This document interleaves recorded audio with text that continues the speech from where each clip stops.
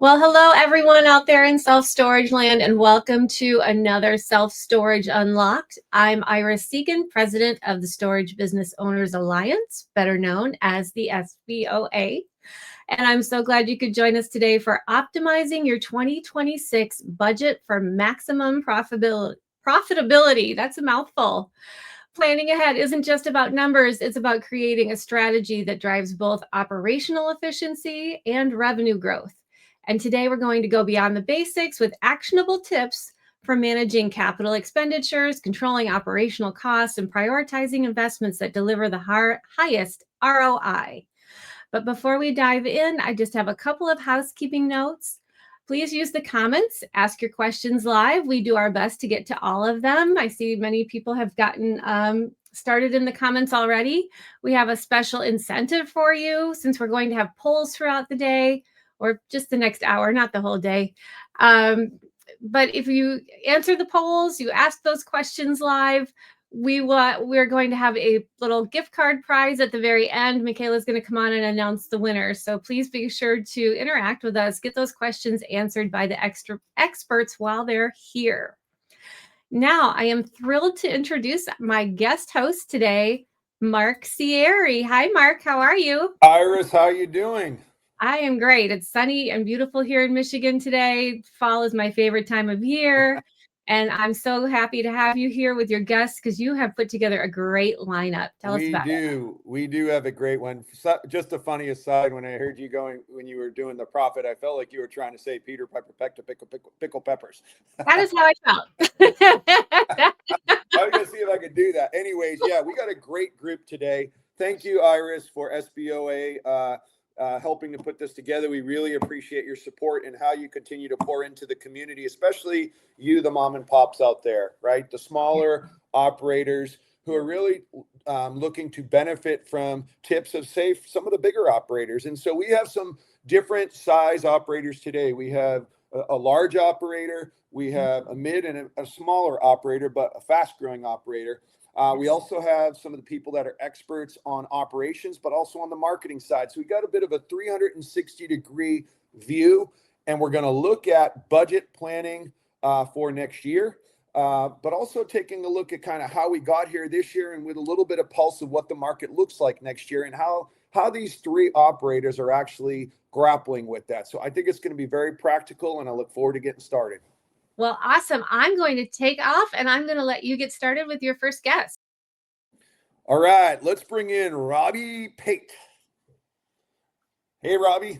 Hey, good morning, everyone. My name is Robbie Pait. I'm the Vice President of Operations with First Storage at Volta Global. It's a real estate development company that operates a brand called First Storage. My previous experience was at Storage Asset Management, a lot larger of an operator there. We're currently at about 9 facilities. And still growing, looking to be at about 15 to 20 by the end of the year. So excited to be a part of the webinar with everyone this morning. Thanks, Robbie. And you guys spare no expense on your tech. You guys build a lot of Class A facilities, and you do make a lot of investments in different tech, right?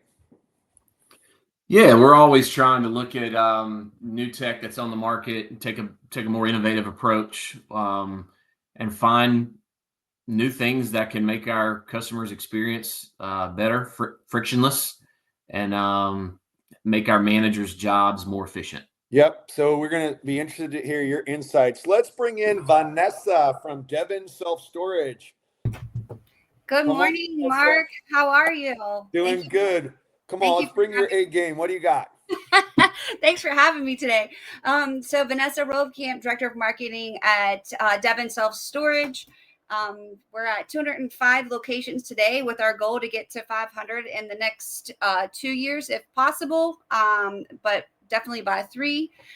So just super excited to be here and share any insights or experiences about optimizing our budget to gain revenue. Yeah, and I really enjoyed the prep on this, your insights on the marketing side, and in a very practical way were extremely interesting. Folks, tune in. Vanessa's going to be bringing you some awesome insights. By the way, Robbie, you should try to bring in your company's background. I'm noticing a theme of red, white, and blue. Come on. All right, let's bring in two very patriotic companies, by the way. Let's go to Attic Management. Bring in Rick Pixler. Come on.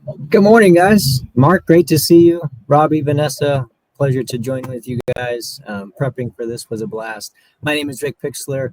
Attic Storage got started in the early 80s. We've grown to 26 facilities and should be to 30 by the end of next year.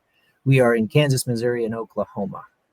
Yep. And Rick, you might not have the primary blue, but you also got blue in your logo too.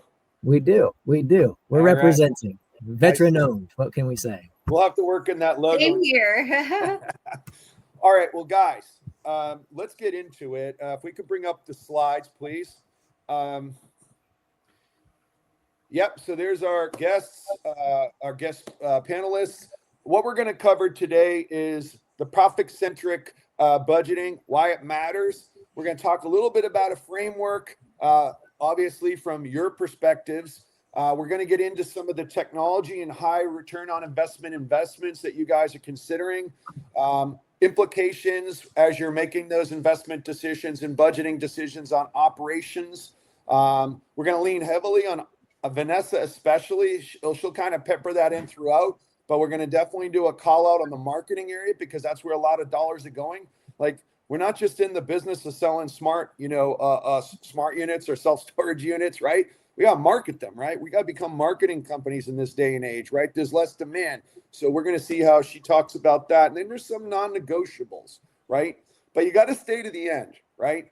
Because at the end, they're going to really tailor it down to you. They're going to share what they're doing, but at the end, we're going to funnel that down to you, the small owner and the operator. So stick around to the end. We're really focused. We're going to bring you some A tips at the end. So having said that, let's go to the next chart. All right. Why profit-centric budgeting, right? I don't think this is new information to many of you, but if you compare some years back, like, we could just keep lifting the rates up, right? You know, it was the heyday of self-storage, but now demand is tighter, right? Rates are constantly under threat. In some of your markets, I know you're facing it. You might be in saturated markets. Your profit is being pushed. Why? Because things like increasing labor rates, high expense for insurance, your property insurance, labor rates, as I mentioned, that's really pushing down your profit per unit. And there's a bit of less demand in some places. Tenants also have security concerns. Shifting user preferences. For example, if any of you saw the demand study that was just completed in 2 years, we normally do it in 3, the Self-Storage Administration's SSA's demand study. The youngest generation right now that's renting, Gen Z, they're visiting more and they value and they will pay for a better experience and better features, which is a little bit surprising, right? Some thought they would rent less, rent smaller. That's not necessarily the case, but they're tuned into the experience and the features. With that said, there's a lot of topics, if we go to the next slide, that you are now thinking. You're thinking admin fees. You're thinking rental. Obviously, that's the big one. Retail sales. How do I make money with different features? And I got salaries. All of this is in your mind as you're thinking and prepping for next year while still in the heat of finishing this year. So with that, let's talk about some of the questions that we have. Let's go to the next slide. Okay, Robbie, I want to start with you, but what are some of those essential items that you include? I mean, obviously you have the whole budget that you're doing, but what are those key areas that have more sensitivity as you're looking at your 2026 budget? Yeah, so I like to look at budgets through 2 lenses. You got foundation items, and then you got growth items, growth engine items, if you will. So the foundation items includes everything that keeps the business stable. Those are the things you can't forget about or aren't going to forget about to budget for. Property taxes, insurance, payroll, benefits, utilities, routine maintenance. Those are kind of your non-negotiables. And if you miss those items, then you're going to miss your budget pretty large in the next coming years. So the real differentiators are in the growth engine categories. Those are your categories like technology, marketing, asset management, preventative maintenance. We budget annually for our PMS, revenue management tools, access control, smart unit platforms. Those are items that save labor, reduce risk, and increase efficiencies for our managers. So they're not just expenses, they're ROI items. Marketing, that's digital spend, including your pay-per-click ads, local SEO, reputation management, and on-site marketing, signage, banners, community engagements, things that directly impact rental flow. And then your asset management, preventative maintenance. And sometimes these are items that are missed, keeping up those large dollar items, right? So making sure there's a clear line for recurring CapEx, HVACs, gate systems, roof upkeep, lighting, resurfacing. Your Come on, parking man, lot. you're overwhelming me. There's so much there, right? There's so much there. And I think that's your point, is that you have to be comprehensive. But yet there's going to be some emphasis going into next year. I'm going to come back to you because out of all of what you just talked to, Robbie, I'm going to come back to you and ask you what are the ones that are getting most of your attention. But Rick, coming over to you, right? What do you take into account when you're looking, if you look at Robbie's list, which was comprehensive, what are you tuned into when you're thinking about adding or removing money in those different budget items? I think Robbie did a great job. I mean, those are all things that every one of us have to take into account. You know, at the end of the day, it may be a numbers decision, or we may want to maximize the dollars and cents.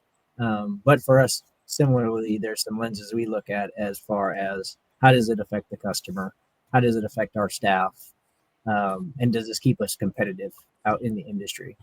And so those are kind of our drivers to hit that long list that Robbie discussed. And every year looks different. And I think you have to take the due diligence, take the time to do due diligence and go line by line and review. Well, along those lines, Vanessa, why don't you keep us going? What are you, on your side, through your eyes, what are you looking to increase or decrease? What are those? How do you make those determinations of what goes up and down? That's a great question, Mark. Well, first we start off, like to capitalize on what Rick and Robbie are saying, the buckets are the same, right? We always look at those buckets siloed. But what we do at Devon is we take that to another tier. While we're building our budget silo, we then take it and bring it together as a team and say, where can we shift and ebb and flow so that we're not just driving costs in the budget, but we're expanding and driving revenue through our budget, right? There's going to be those static costs, similar to what Robbie and Rick were saying, but is there opportunity to look at the business strategy, expand on it, lay it over our budget, and then really dive in so you aren't overspending. For example, when you have your variable items, they can get very expensive. Your add-ons, your digital budget can get expensive. So putting the appropriate parameters to align with the budget, whether to save or expand in those areas, has really been beneficial for us. So eliminating the silos and just overlaying that, so you're looking at it from your business strategy perspective and your cost savings, so that you can drive revenue. So that balance has been very incremental for us and very strategic for us. Got you, Robbie. Come back to you, give you a chance to respond. So you gave us that kind of opening, all the different budgets. Just in a few sentences, as you're looking, how do you determine what are those key considerations for adding or removing either expenses or investments in areas that you guys are thinking about? Yeah, I don't necessarily think we're looking at decreasing or increasing expenses. We don't look at it from that. We look to optimize them, right? So the goal isn't to spend less, it's to spend smarter. If a dollar spent today saves down the road, or drives top line growth, that's a good expense for us. So we're just trying to tighten up in those areas, and things that don't produce ROI, we look at cutting. So, okay, gotcha. All right, well let's head over to you, Vanessa. For now, I want you to kind of speak. You guys have well over a couple hundred, 205 properties or something like that. And yes. Devon, you being at Devon, obviously you're in the marketing capacity. You have a pretty good pulse of what's going on nationwide, right? So talk about some of the key trends that you and Devon are seeing that are going to really be shaping much of what you guys do for next year. I know it's a big question and there's micro markets, but nationwide, what are you seeing as some of those key trends? Yeah, so nationwide is some of the key trends that we're seeing from a marketing perspective and it's a shift from last year, right? And even last year, the market, we started to see less leads and more saturation. So what we're starting to see is there's more spending taking place with the REITs. And so property management companies as Devon Self Storage, and that large operator still privately owned all the way down because we third party managed for even individual locations, right? So in those markets, the trends we're seeing is that we have to balance and be more efficient with our spend, right? So implementing a lot of technology to help with that efficiency, to capture maybe areas that the human eye might not be able to catch. Implement tools like StorageDefender to implement smart units, right? Focusing on the customer, what the customer wants, has been a big shift versus just attributions that we're sharing. We want to give them what they're saying. So seeing that in our customer journey and understanding that has allowed us to refine, focus on the customer, which in turn has allowed us to optimize our spend and use it more efficiently. So that's where building the budget and overlaying that business strategy with the budget has made a super, super large impact for us. A very big impact. I really love that because I think of, again, the demand study, and I just kind of keep going back. Like there was like a lot of anchor points for me, but again, like there was a little bit of a, I don't know if it's surprise or delight. Maybe it was concern. Now it's, delight. I don't know. But with the younger generation, especially keen on Gen Z, right? They're visiting more. Yes. And they value this storage experience. There's things that they're willing to pay for, like you mentioned, StorageDefender, smart units, 24/7 convenient access, more of that tech savvy. And so the idea is, instead of just attribution, keying in, like you said, on that customer journey, and then actually being able to like create value and monetizing, that to me was very loud in that demand study. I don't know if you felt the same way. Yeah, absolutely. And it's a key. The demand study, you think too, is they're not just studying historical behavior, but they're capturing what they think is going to be a like audience that's coming forward. So that's where we're seeing that younger generation and where we need to shift to gain those customers. And it doesn't, like Robbie says, it doesn't take more money. It just takes to use your money smarter, right? I like that. I look at it as, and that was a great point, I look at it as, if we don't use our money smarter, then we're just going to overspend. And I think that's the key for especially for Devon Self Storage, with 200 locations, we individually budget for each property, not just as a portfolio, and then overlay what does it look like as a portfolio for the budget. So looking at it from multiple lenses to maximize and optimize the budgets without overspending. More, you really grown the corporate ranks. You're telling people, I guess, they need to work smarter, not harder. I tell myself that every day. That's all I can be accountable Love it. Love it. All right, let's go on. Let's move to technology and like some of those investment trade-offs. Rick, I'm going to start with you on this one. Why is it crucial for self-storage facilities to consider investments, for example, smart technology, AI, other kinds of automation like smart unit access, smart access, chatbots? Again, as you're looking at your 2025 planning, 2026 planning, as you're taking inventory, why is that so important? Do you want to comment on that? Yeah, I think a couple words that have shown a trend here is optimizing and efficiency, and I think technology is going to continue to do that for us. We were a former SiteLink user. 2025 for us was changing to StorageDefender. For various reasons, we thought that was a better go forward for us. So that's a practical example of what is your software doing for you, whether you have one store or tens of stores like Robbie and I, or Vanessa with hundreds of stores.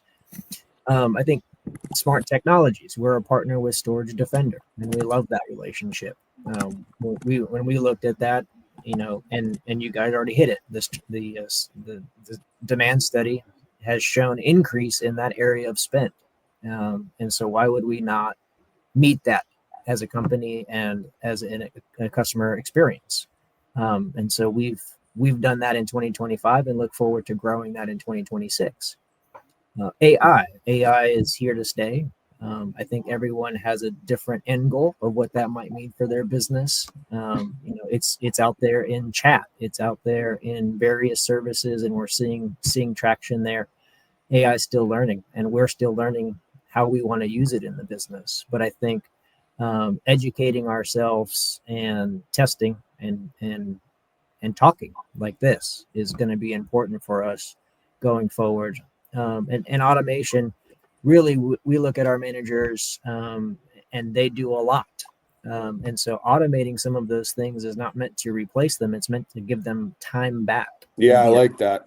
Yeah. Yep. Good point. Yeah. Yeah. And so I'm sorry, go ahead. No, it's okay. So for us, all of the above, technology is going to continue to be more and more important. With pricing challenge that we all face, I'm very encouraged, and I think our future is bright in self-storage. It is a strong asset class, and we have a long runway. So I think it's going to be on us to continue to talk as a group, to show up at our local and state and national shows, talk to vendors, look at technologies, and I think to a degree we have to be willing to try it. And not everything's going to work. Yep. Hey, Robbie, over to you. Go one level deeper. Again, we're hearing all this different technology. I'm a mom and pop. I'm sitting out here. I want to hear from you, Robbie. Like, when you're looking at this different technologies, like how do you determine I want to put with a given amount of money, using it smarter, as Vanessa said, like, how do you know whether to put it in, for example, websites, access technology, smart units? Like, how are you determining in your budgets where to put the money, where to put the chips, so to speak? Yeah. So, I mean, we look at multiple things. So revenue per square foot, is this expense helping us grow rate per square foot? Either through pricing, occupancy, or add-on revenue. Is it giving us labor efficiency? Is it improving our conversions and retention of our customers? And then is it making our managers' jobs more efficient? So operational speed and accountability, our decisions and repairs happening faster, our vendors performing better. I think those are all things that you have to take into consideration when you're looking at implementing technology. I think Rick made some great points right there as well. I mean, it's no longer an option. Us as an industry, self-storage as an industry has notoriously been known for not being ahead of the tech, right? I think we've made a lot of strides here even in the last 5 years. But it's not an option anymore. So you're going to get left behind if you're not implementing and exploring the new tech that's out there on the market. What are a couple of those tech areas that you're choosing to make investments in? Maybe 2 or 3 ideas there. Yeah. So in the this year, 2025, I mean, we've changed our website, we've changed our PMS, we partnered with StorageDefender. We went from SiteLink as Rick did, from SiteLink to StorageDefender. We partnered with an asset management tool, Siteware. We're now partnered with Siteware, using their Siteware platform and Service AX, which is a work order system to help us be more aligned with improvements and repair and maintenance items that need to happen across our property. And we've also partnered with PTI with their ProEdge smart lock system. And that one directly ties into making our customers, making that customer experience once they get on site a lot easier. But it also, in the same sense, makes our managers' job more efficient. They don't have to go out on the property anymore and do overlocks or reverse overlocks. They're able to focus time and attention where it matters the most, and that's out there marketing or closing leads, answering the phones.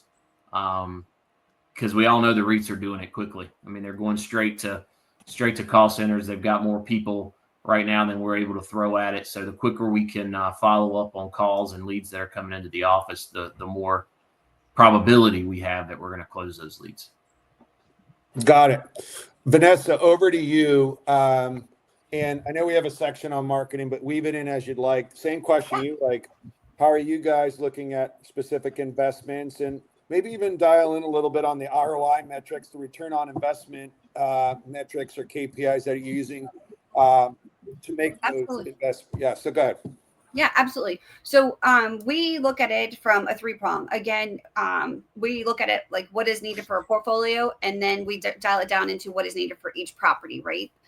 So we look at it as operation, revenue, and marketing. So when speaking from the marketing perspective, which is, you know, the world I live in, websites are the number one number one must be working, must be the best that we can make it be. Instead of, I look at websites instead of a website, I call it my lead generator, right? We drive everything back to the website. The website is where we drive the majority of our leads.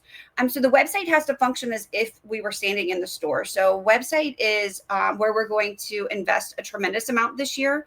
And we look at it as you've got to build a strong foundation. So once your foundation is strong, similar to what Robbie and Rick were talking about, then you can start building on top of that and testing different technologies.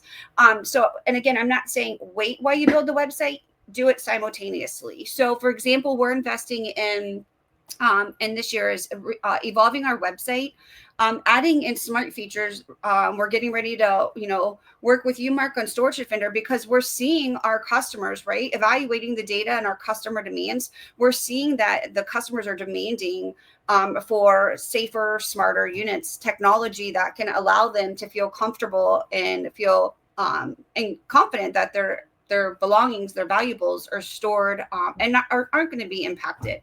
And then how we take that after we look at a software or a tool or resource of technology, we look at it and we have to measure the data, right? We have to measure the ROI on it. So compiling all the data, whether is it driving revenue?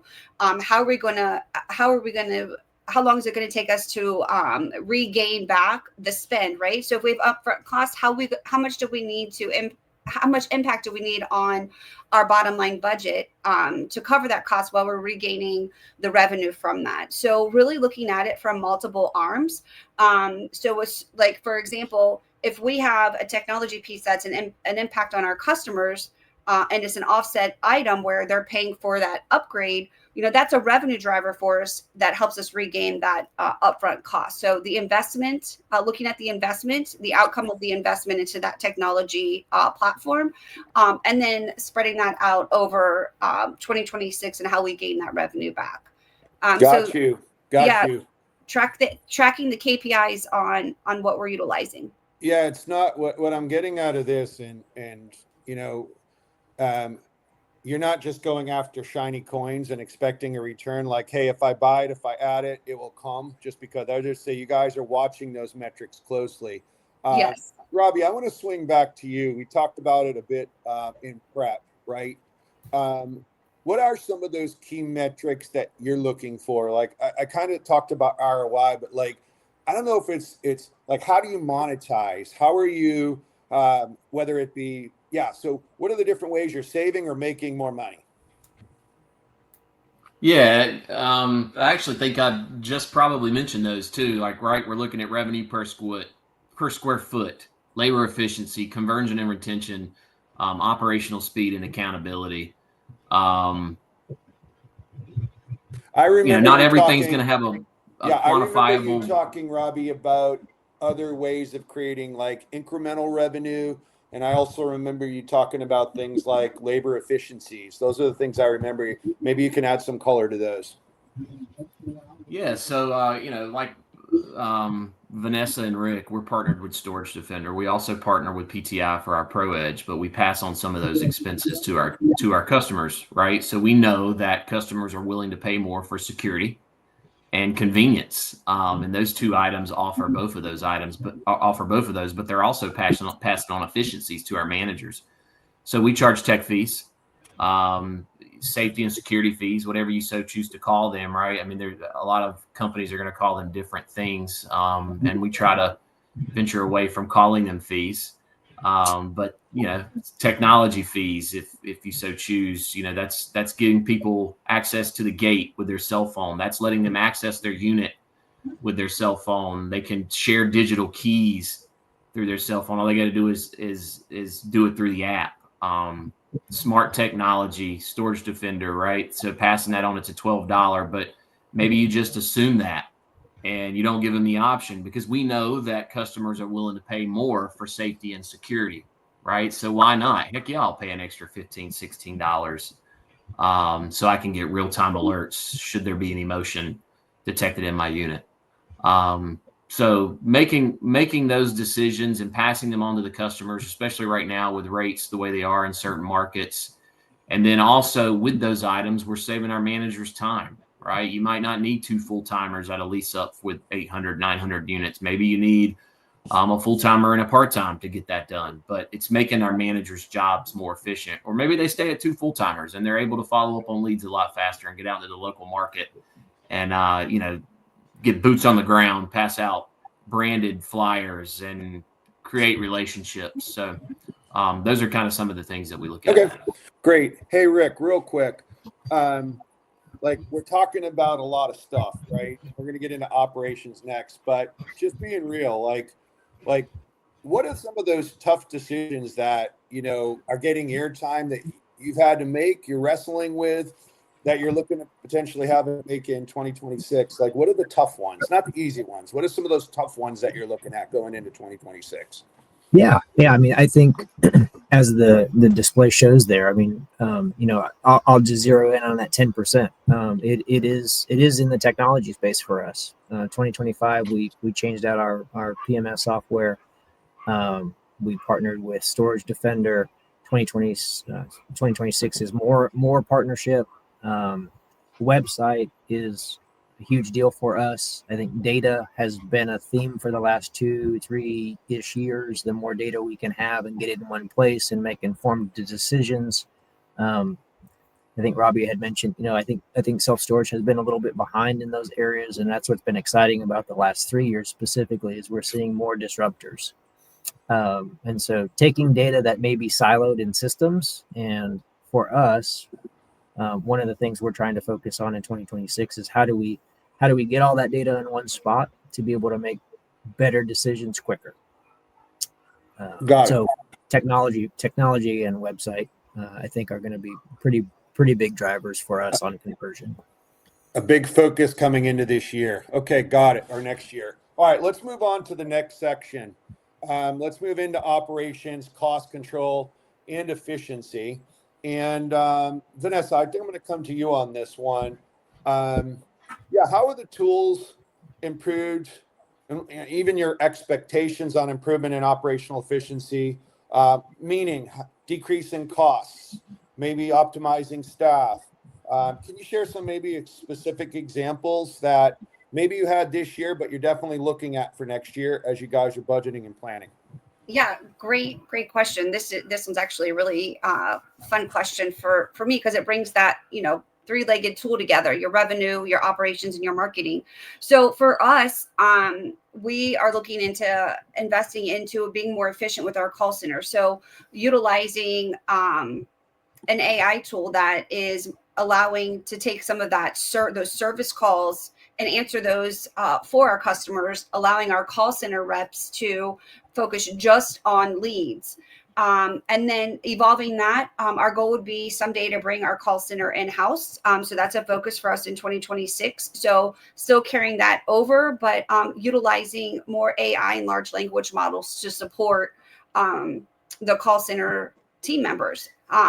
But again, back to the website, if you recall saying at the beginning, the website is our lead generator, right? It's where our customers convert. We want them to convert quickly. We want them to get the answers they need, the information they need quickly. So really being efficient and understanding the data behind the website, where our customers are looking, where they fall off on the website, and then setting money aside to do some A and B testing, so that we're always meeting the expectations of the customers, so they can quickly rent and move into their unit. Right now, we allow our customers a rentless process I'm sorry, a rentless process. No, you don't have to rent that. That's not a good business model. I said all backwards. A contactless, let's try that. A contactless renting process. I put that all together.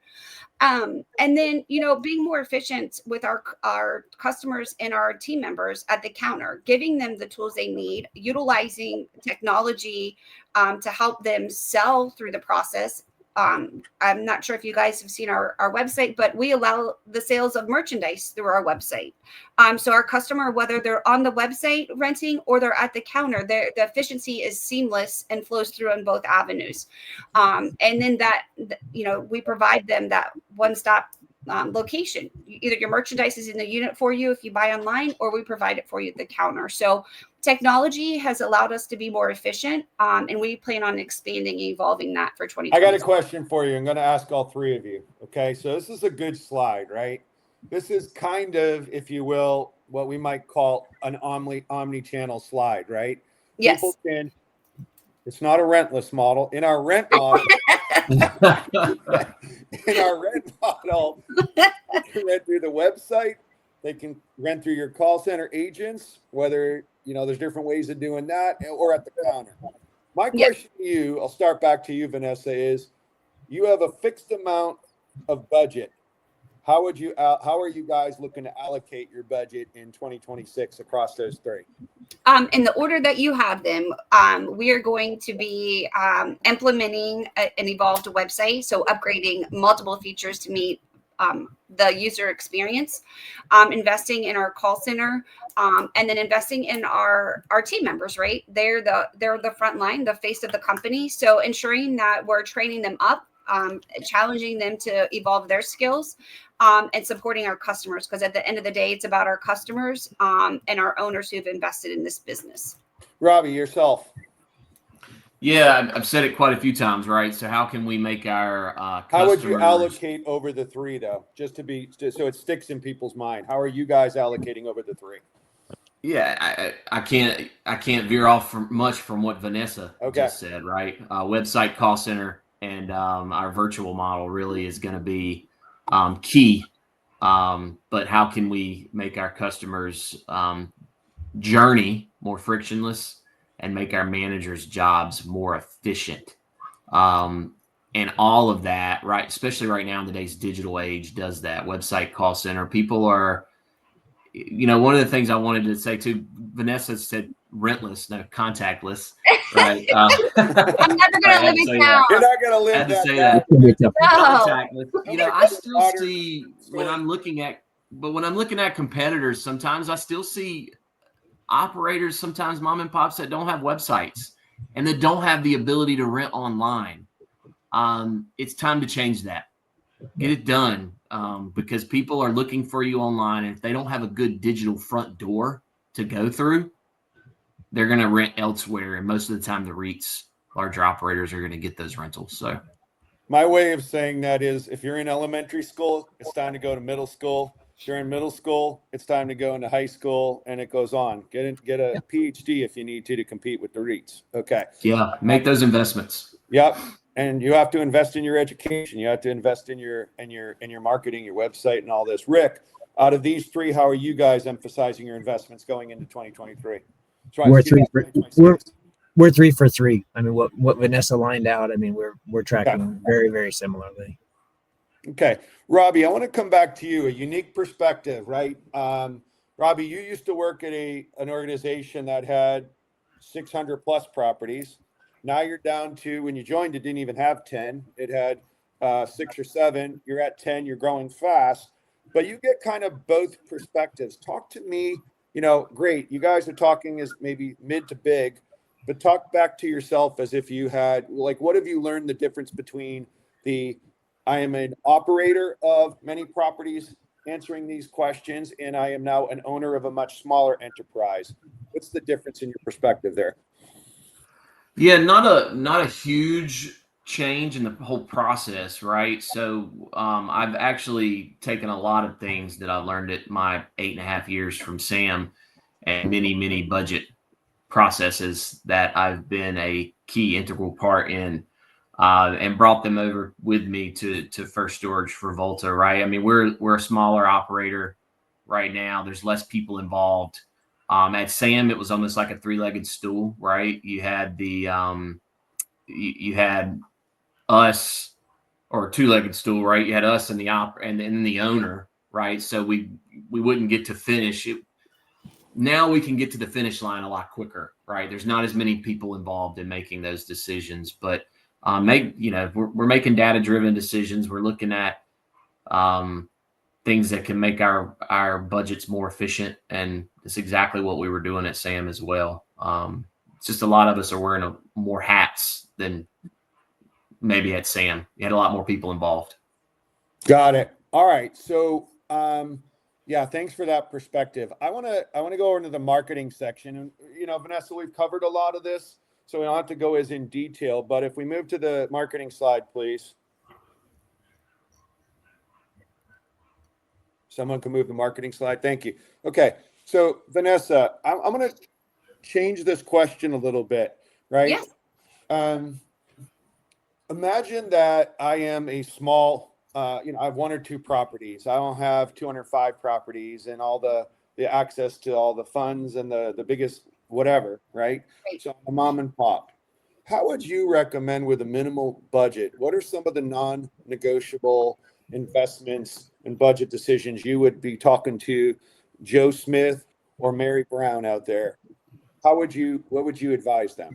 Great question. And this is my favorite question because I love, in my past, I've done small businesses to help them grow. So website is non-negotiable. And there are tools out there that you can balance the website. If you're a single entity up to 6 entities, I would say when you reach that, entity of 3 to 6, you need to start evolving the website, start looking at moving forward. But having a website that is a lead generator, any of us can have a website, right? But it has to be a lead generator. And what I mean by that is content that appeals to our customers and content that appeals to the Google algorithms, the search engines, what's taking place behind the scenes. So that's a non-negotiable. From there, allowing yourself to understand that advertising, that digital footprint, as Robbie and Rick were referring to, is extremely important, right? So remember, in person and digitally are how all of our customers are renting. So those are going to be two non-negotiables. And then, of course, always when you're looking at the full picture, do the things that are already free at your fingertips. That might cost time, but not necessarily hard dollars, which you have here, which is your social media, your Google My Business profile, because that pushes out to a tremendous amount of listings, your SEO to evolve your content. And then, of course, when you get to your grassroots marketing, be efficient, track it, understand who you're seeing, revisit it week over week, month over month, to be efficient and to understand, is it working, is it not working, or do you put that back into something else? So for me, that would be the order of category that we've tested and have had the most success. Excellent and comprehensive. Robbie, same question for you. You're now Mary or Joe, and you got one or two properties and a limited marketing budget. What would your advice to them be? Very, very, very similar. Looking at your list that you have up here, Mark, just take free avenues and throw it out, because those are no brainers to me. Why not capitalize on that? You have nothing to spend money on, but non-negotiable is a website. You got to spend money on your website, and then people have to be able to find your website. So Google Ads. And then that's where social media SEO comes in as well for your organic rankings and map listings and things like that. But then also what really can separate some of the small owners out there, small operators, apart from the REITs, because they can't do it as well and as efficiently as that grassroots marketing. So spend money on signage, flyers, mailers, and get out there into the local community. Get campaigns going with those apartment rental communities, right? Hey, a referral campaign. Hey, I'll give you $50 for every rental you send my way. Those are valuable relationships that, at the scale the REITs are at, they can't leverage as well as the small operators are going to be able to leverage. Yeah, still what you guys are both saying is to, be hyper locally focused, win the battle in the 3 to 5 mile. Don't worry about following the rules of the big guys. Rick, what would you like to add to that? Your advice to a mom and pop, Mary or Joe? I'm going to expand on what Robbie just hit and Vanessa already laid out for us. It is absolutely website. Robbie shared who they're using. Storable is big in that game. And I think what excites me is the disruptors that are coming up. There are a number of them that do a great job. To Vanessa's point, mobile is going to continue to climb. We're getting more and more rentals mobile versus over the phone or in person. AI is going to be the next piece of that with search AI overlay. And we want to make sure we're staying relevant with that. So get out there and check website providers. And to Vanessa's point, it's all about that conversion. So you want that information. You want to be able to see it and track it and be able to adjust those things. And if you don't have the abilities to do that, I would consider, looking for a different partner. And then lastly, I'm just going to expand on 4 grassroots. I think that is the secret sauce. Coast to coast, regardless of one property or hundreds. If you're able to do that, that's where it's at. So get into your chambers, get into your schools, get into the athletic programs, be sponsors in your local community. I'll leave it there. I think those are huge. Yeah. And one thing that you mentioned that it's not on this slide, but Freeport asked a little bit ago, sorry, I didn't see the question sooner, but it fits right here is, and I don't want to have a long section on it because we're going to get into some rapid fire, but maybe start with you, Vanessa. What's been the impact up or down of using chatbots on your website? Where does that sit in terms of importance and what a mom and pop should do, for example? Yeah, great question. We use Swivel as our chatbot partnership, and it has made a significant impact in a positive. It's allowed us to take those service calls and answer them. It's allowed us to drive more conversions because the chatbot is the use of AI and large language model build out has been able to help our customers find the right storage unit size for them. And as well as it's also helped us increase a positive on our collections because it sends a link right to our customers when they need to pay, or if they're having trouble with their pay link, it helps them answer that. And then lastly, the other big one is it has helped our customers retrieve their gate codes. So that's been a big thing. Customers get excited and they're, I can't remember where I found my gate code or where it was at. They can go right to the chat bot and it provides that for them instantly. So if I'm sorry, I'm going to put you on the spot on this, right? Go for it.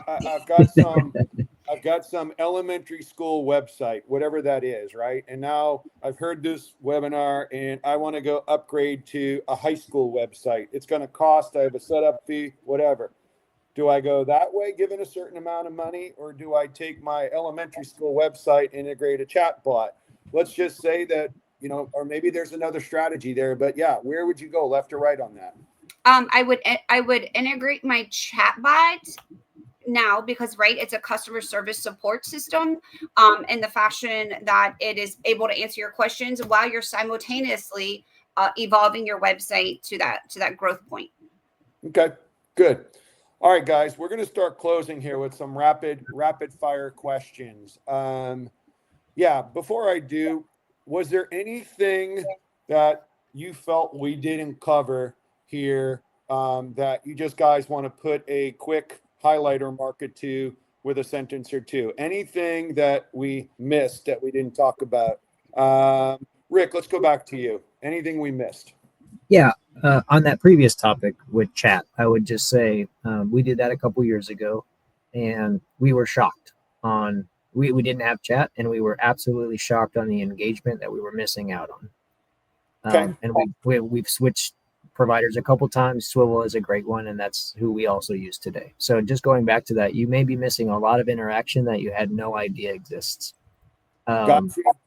Secondly, to the rapid fire question, I would say another area that we're focused on that we didn't maybe hit on is dynamic routing, good, better, best modeling and being smarter in that area. And so into our 2026 budgeting, that is an area that we are reviewing and figuring out. Got it. Robbie, up to you. Anything that you felt like we didn't cover or you want to just put an exclamation point on? You're on mute, Robbie. Apologies, didn't know I muted myself there. So yeah, no, I just tell everyone to make sure that you have an accurate starting point.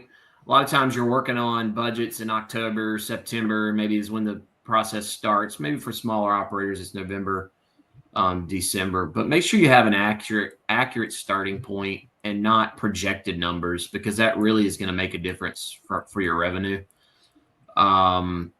True up those numbers, and then also don't just make it a once a year exercise. We treat ours like a scoreboard. We're constantly going back every single month and looking at how we perform to budget, and we're having conversations about it.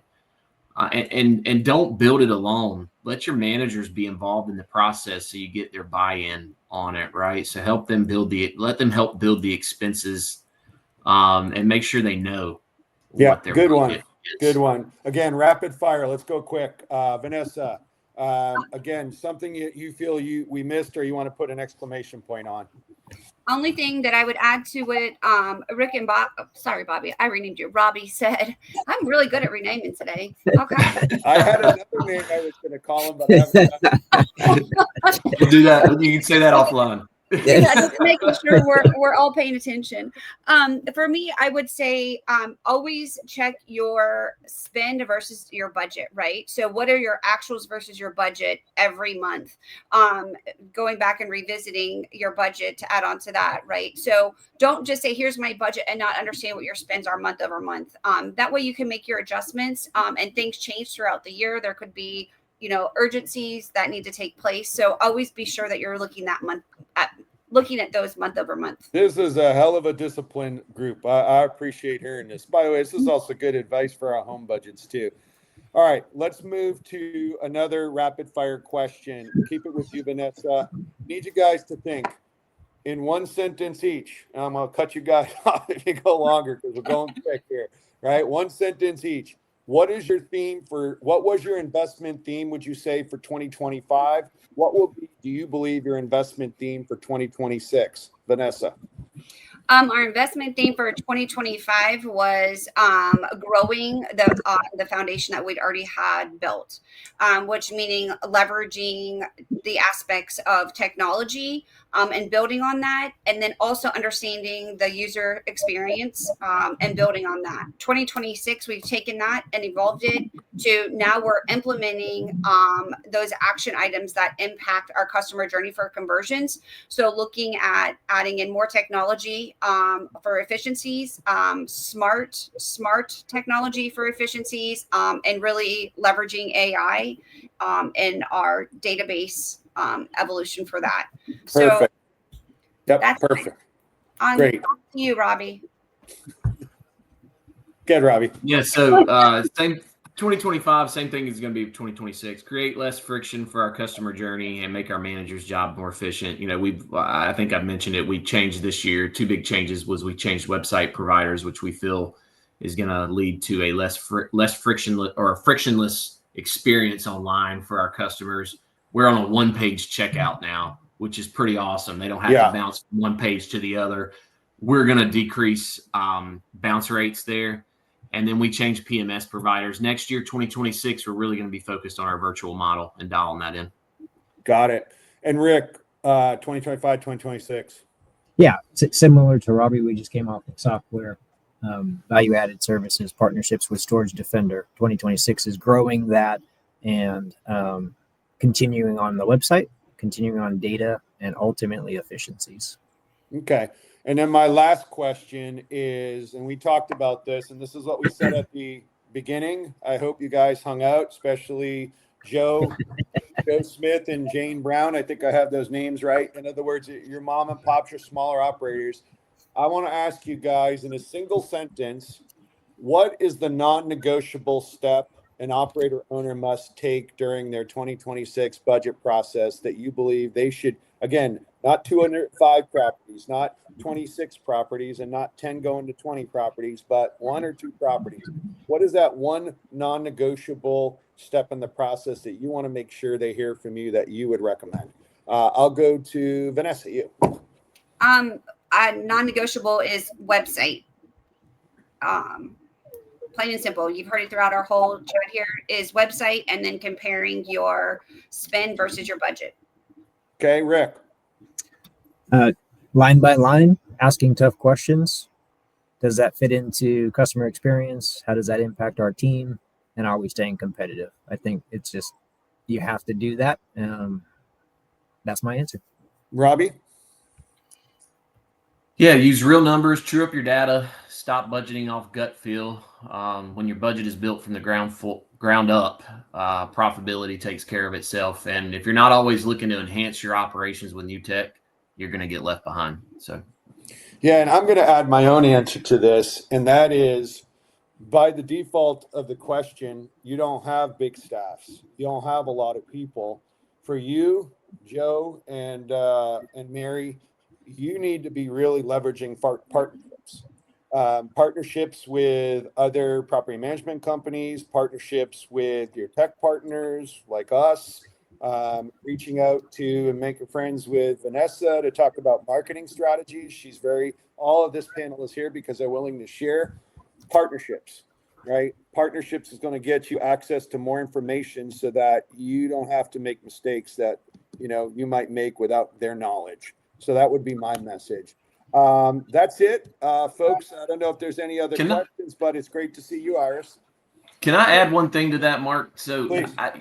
The storage industry is a great industry. A lot of operators and owners are willing to share. Go to your local trade shows, ask the questions, get on these webinars for SBOA, learn, and ask the questions, and everybody's willing to help everybody. So that's a good point, Mark. I just wanted to add to that. That's what I thought you guys were going to say. I was anticipating, and I'm like, I like the way you said it better, but that's what SBOA is about. It's the fabric of SBOA. If you're attending this already, you get bonus points, right?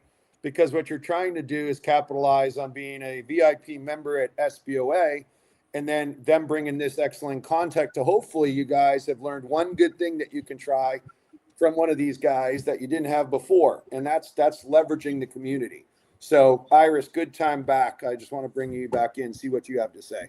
Thank you. Yeah, we did have one question I don't think got answered from Freeport. Has the panel experimented with Google local service ads? And if so, what was your ROI? Yes, we use that on every single property. The ROI it all depends. There's so many factors. Our return on investment has been positive. There's a lot of factors in the back end to implement those campaigns, manage the campaigns, and constantly manage the content. And then understand what your customers are looking for, right? So don't just set your campaigns. You always want to manage them so you're managing to budget and managing to expectation. So we've actually, in doing that, have decreased our cost per click and our cost per campaigns.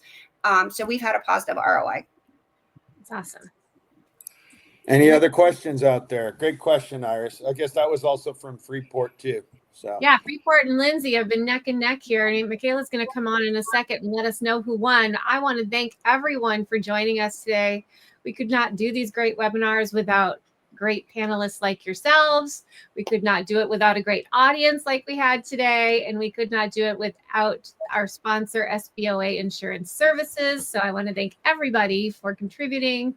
And I hope you all have a great, wonderful day. In front, Mark, I know you've got a really busy day today, so I super appreciate your time. No, I appreciate this opportunity. Community, thank you for coming. You saw we got Rick's, Robbie's, Vanessa's, and Brooke put mine in. So any of us, if there's any questions you guys have, we're all available to do exactly what Robbie said, to share with you guys. So guys, take care. Have a great week and enjoy the rest of your 2026 budgeting. Thank you. Thanks, guys. It was a blast. And remember one more thing, on behalf of Vanessa and Devon, do not go for the rentless model. Go contactless, not rentless. Yeah, there you go. Ditto. You know, that was that forever, Vanessa. that's okay. I do things like that on purpose most times, but that one was truly by accident to see who's listening. It was awesome. But you caught yourself. It's all right. I knew exactly what you meant when you said it. See, that's the crazy part. We all understood it. Well, All right, thank you guys, all take for care. coming. Hey, guys, thank you so Thank much. you. Have a Bye-bye. great day. Okay, and I'm going to bring up Michaela. How are you today, Michaela? Oh, you're on mute. Yep, there we go. Doing great. Iris, how are you? I'm great. That was such a wonderful panel. So informative. I always appreciate our panelists because they just bring the knowledge. Yes, And 100%. StorageDefender especially puts together great information.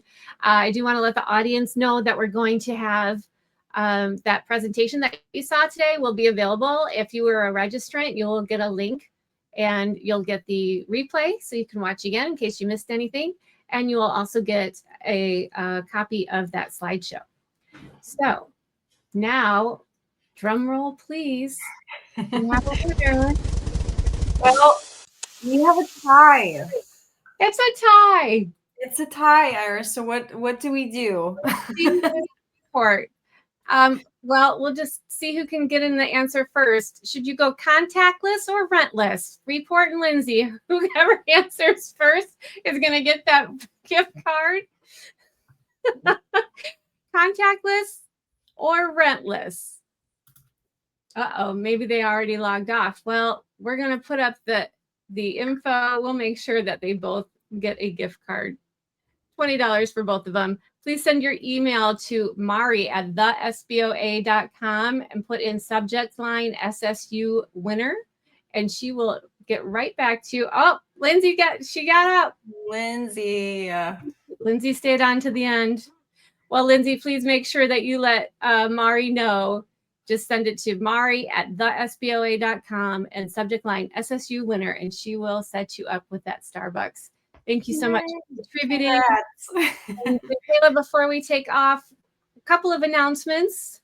We have our next webinar set up, ready to go 2 weeks from today, October 23rd. Self-storage horror stories and how we survived them. That will be a special Halloween edition. So we're doing it at 3 p.m. Our panelists and myself and Michaela will all be in costume. So that'll be a fun time. Bring your horror stories. If you have some, put them in the chat. Send them to me in an email. Maybe we'll ask you to be a guest too. Iris at thesboa.com. We would love to hear those stories. And then the big news is November 19th. We have Storage Tech 2025. If you haven't gotten your ticket yet, today and tomorrow are your last chance to get it for $25. We're going to have 11 speakers that day. Industry experts, all talking about the tech. It's updated constantly. We know that people are budgeting for next year. That's why we had this webinar today. It's also why we do our Storage Tech Summits in November to help you plan for your next year. And what else do we have, Michaela? Am I missing anything? Well, our team is going to be at the Texas Self-Storage Association Big Ideas in Storage Conference and Trade Show, October 29th through the 31st. We're going to be at booth 620 with the SBOA Insurance Services team. So make sure you stop by and say hello. Lots of fun things planned for that show. Another big Halloween special, right? So good thing we're going to have to stock up on costumes this year. They're going to have a Halloween party. Texas puts on an amazing show. They're having a silent auction. We put in a pretty cool smoker. So you can bid on that. Bidding is already open. We have a link to that in our social media and in our newsletter if you get that. And we're just going to end today with a video once again from StorageDefender. Thanks everyone again for showing up. Thanks for asking your questions. And I hope you have a great day. Bye-bye. Thanks everyone. The smart experience isn't just for your home. It belongs in your self-storage facility too. Today's tenants expect more than gates and cameras. They want real peace of mind, and so do you while growing your business. That's where StorageDefender comes in. As the pioneer and leader in smart units as a service, StorageDefender delivers 24/7 peace of mind with real-time text-based alerts. No apps or logins required. It's a simple solution that helps tenants feel secure and gives operators a new recurring revenue stream. With StorageDefender Smart Units, you can increase revenue by 10 to 20% per unit, attract 78% of tenants who look for smart monitoring in their next rentals, and across the U.S., 6 out of 10 tenants are opting in for smart unit monitoring. Don't just take it from us. Chris Z, a tenant from Campbellsville, Kentucky, says, "I have rented multiple storage units in different states, and this is the first time I've ever had a motion detector inside the unit. I think it's a great idea and definitely recommend it to anyone storing items." Setup is fast and hassle-free. Just place the magnetic-based smart device inside any unit. No hardwiring required. Manage everything from our intuitive dashboard, and when motion is detected, your tenant is instantly notified. It's smart, reliable visibility inside the unit where it matters most. When tenants feel protected and informed, they stay longer, speak highly of your business, and are more likely to rent again. Give your tenants what they value and gain more in return. Schedule a demo today and find peace of mind that profits.